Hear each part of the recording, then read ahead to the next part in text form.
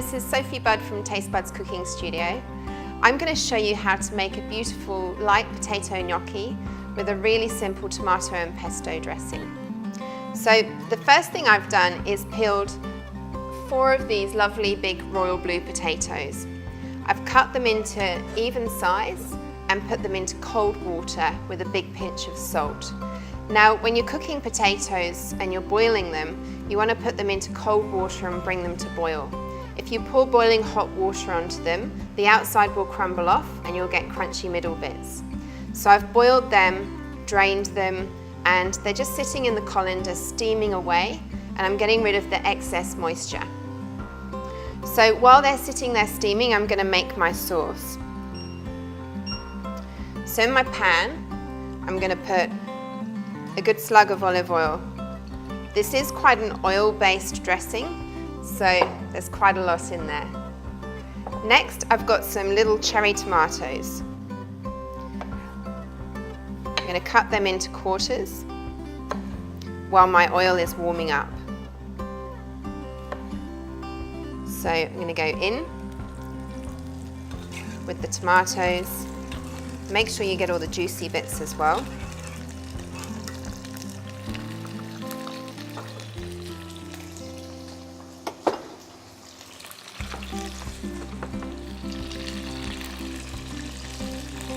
While they're sizzling away, I'm going to tell you about this pesto that I've made.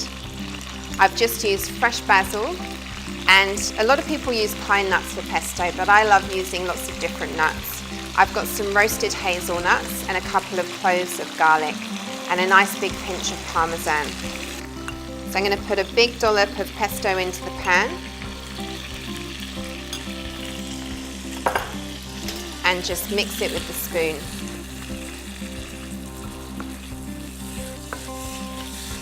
I'm frying the pesto in the pan and getting a bit of heat into there. We've got a little bit of raw garlic in there, so I do need to cook out the pesto a little bit. I use roasted hazelnuts because they already have that lovely roasted flavour. I find pestos made with sort of nuts that aren't toasted don't have a great deal of flavour in them. And that smells incredible. Okay, I'm happy with that. I'm going to warm it up later. So I'm just going to put it to the side and we're going to make the gnocchi. I'm going to start with sprinkling some flour on my board. And the potatoes have stopped steaming now. Just make sure there's no water in the bottom of the pan. If there is, just discard it. Now this is a little bit vintage. This is called a mouli. I'm going to tip the spuds into the mouli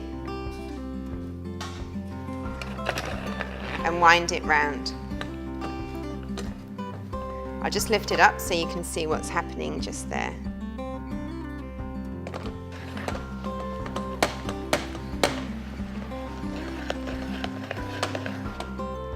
I'm going to scrape off the bottom.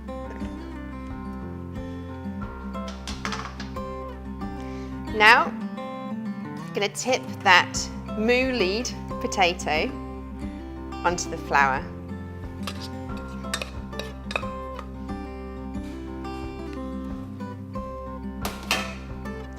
Now the reason I love using a royal blue for gnocchi is it's really light and fluffy and crumbly.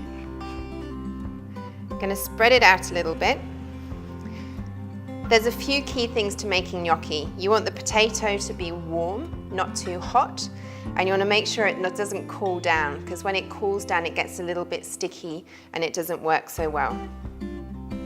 So a big pinch of salt,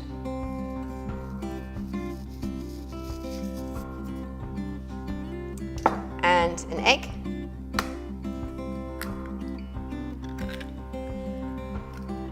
I'm going to put some parmesan through as well, already grated, and then the flour.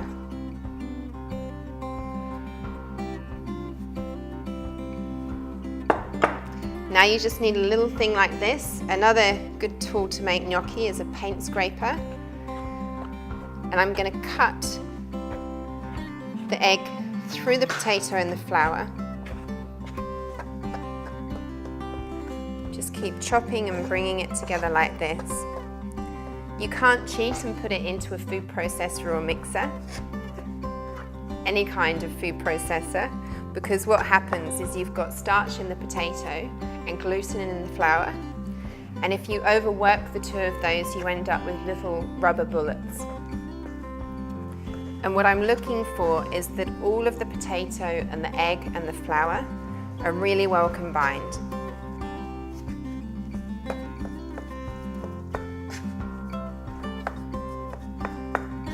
Okay, now it's nicely combined.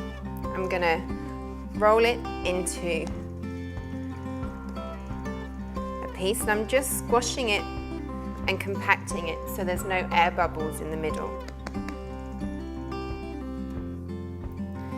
And then just sitting it to the side of the board, sprinkle a bit of flour on your bench, make sure you've got some flour on your hands, and just take off a little piece of the gnocchi. Squash it together in your hands into a little sausage, and then on the floured board, starting from the tip of your finger, you're going to roll it all the way down and all the way up again. There's no pressure at all. If you squash it, it gets all uneven and falls apart.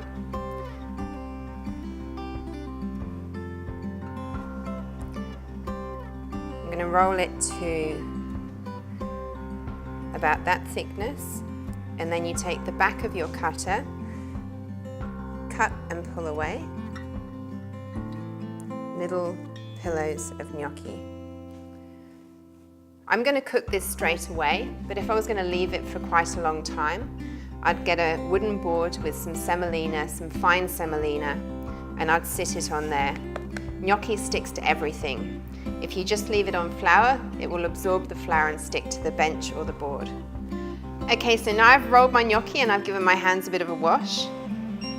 I've got a pot of boiling water, and I'm going to put a massive pinch of salt in there. Seasoning your water when you're boiling gnocchi and pasta really adds flavour to the pasta. I'm going to bring back the sauce and start to warm that through.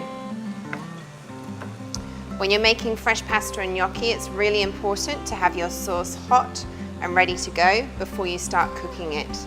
The gnocchi is only going to take a couple of minutes to cook, and you want to make sure that it's going into a hot sauce. If your sauce is cold and you put your cooked gnocchi in, by the time your sauce is warmed up, it's overcooked. Okay, so I'm going to drop the gnocchi in a slotted spoon. Depending on the size of your pot, you can do about 10 or 12 at a time.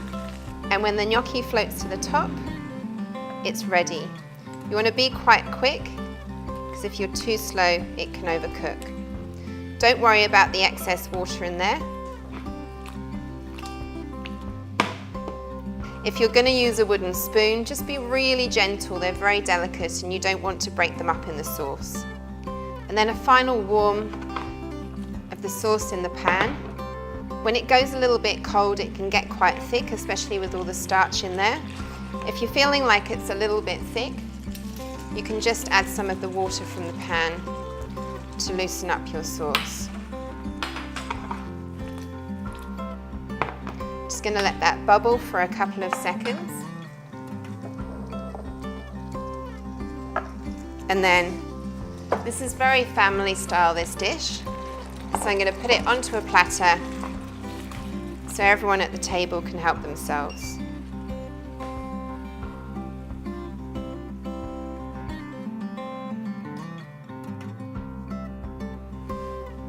And it just needs to be finished with some fresh parmesan. And I like a little dribble of olive oil. Now that's perfect on its own, or you can serve it with some lovely salad and maybe some crusty bread.